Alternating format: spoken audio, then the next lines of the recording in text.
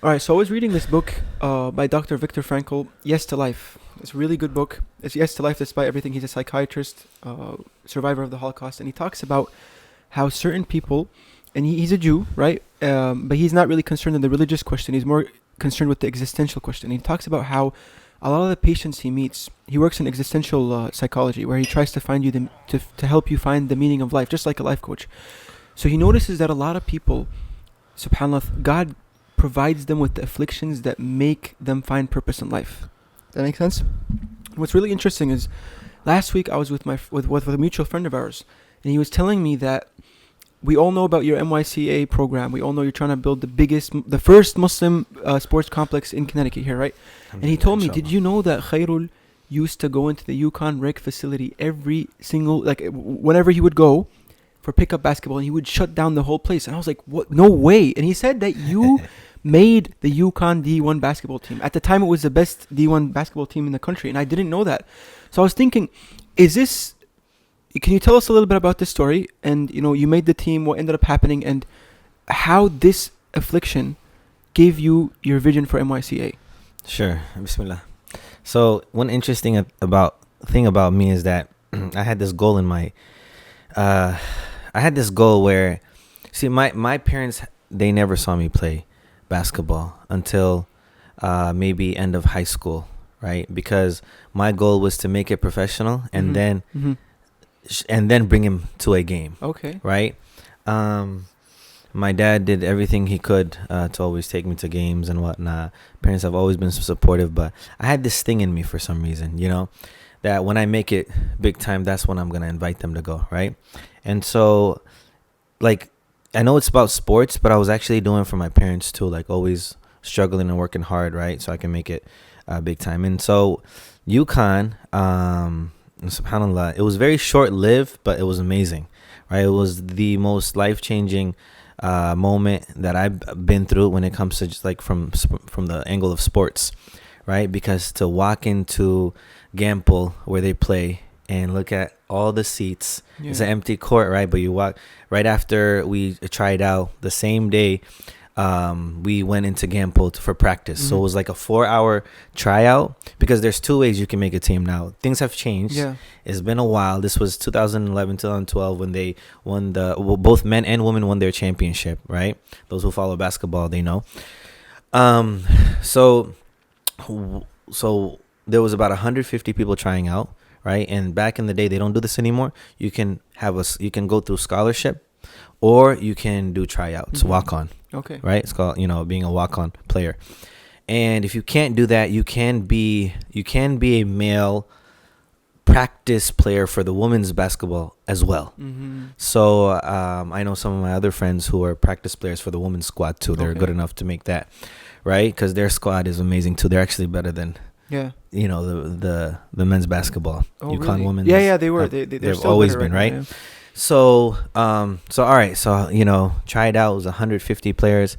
4 of them passed. They made it through. I was one of them. I was the shortest one, 5'8". Wow. I remember that day. I was going for every ball. I was, making every single shot. I was communicating, and so that was just such an amazing experience. But right after tryouts, we had practice. And so we went under a tunnel from the field house. People who go to UConn, they know there's a field house, and then there's Gamble that is actually connected through there's a tunnel underneath that you go through. And then we went through that tunnel, and then we went into Gamble, and it was just an amazing feeling, right?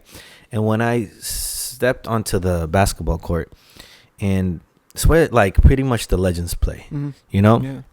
And to me, it's just, it was short-lived because I was diagnosed with the ASD during the same time. ASD is an atrial septal defect.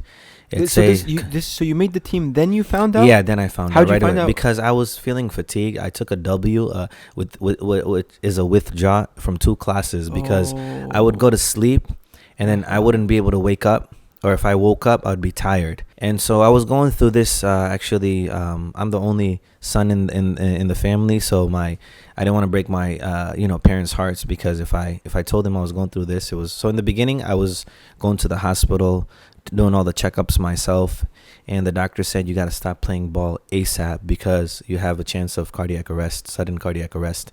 And so I went in with a stomach pain and with fatigue, and they found a heart murmur. So at 18 years old, it's very, it's an anomaly to find a heart murmur. It's a skipped heartbeat. Because they usually heal by the time you're 18, right? Well, no, so within a couple of days after you're born, all the flaps close. They're like doorways to your heart, right? They close, so then you don't have any leakage.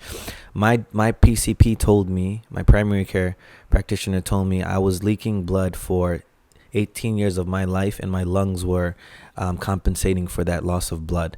And I did not find out until I made the UConn team, and I had to stop right away. And I'm gonna share something that I've never shared with anybody in my life, but there's a lot of lessons to learn. But so that was short-lived, and when they told me that you have to get a open heart surgery, they stuck a probe down my throat. It's called TEE, transesophageal echocardiogram. So they did an echocardiogram. They took some pictures. They stuck a probe down the throat. They took pictures, and they came out. They said you really need to get a heart surgery.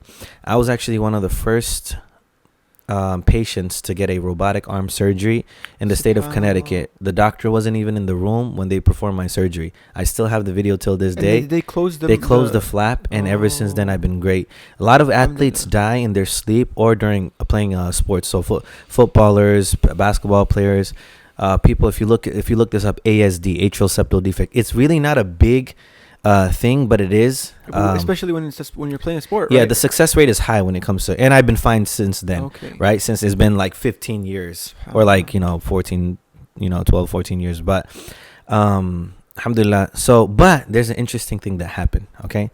And this goes into hasad, this goes into spirituality, this goes into the reality of this dunya, is that not everybody wants good for you, okay? And the crazy part is that when you find out that some people within your own circles might not want good for you. And so I'm sharing this story. I never mentioned this before live. But I had a friend that I grew up with. And after I went through the surgery, I was in bed for about 3 to 4 months, no movement, right? And then slowly I started doing therapy, and then I started getting back. I couldn't play basketball for about a year and a half. So my UConn thing faded away, obviously, and then I started spending more time with the MSA and whatnot, which is a great thing, right? When I look back, alhamdulillah. Yeah. But one day, one of those friends, they took me in their car. I was in the parking lot, right? And they say to me, I need to confess something. So I was like, okay, sure, no problem. I'm all ears for you. Yep. And he goes, I've been feeling really bad because when you made the UConn basketball team, I had so much hasad on you. I made so much dua against you that Allah break something for you or Allah do something that you wouldn't move forward. And then I heard that you had a heart surgery, and I couldn't confront you and I couldn't go to you, but it's been killing me. So I want to tell you today because I have to come forth. And he said, and I looked at him, I said, you know what?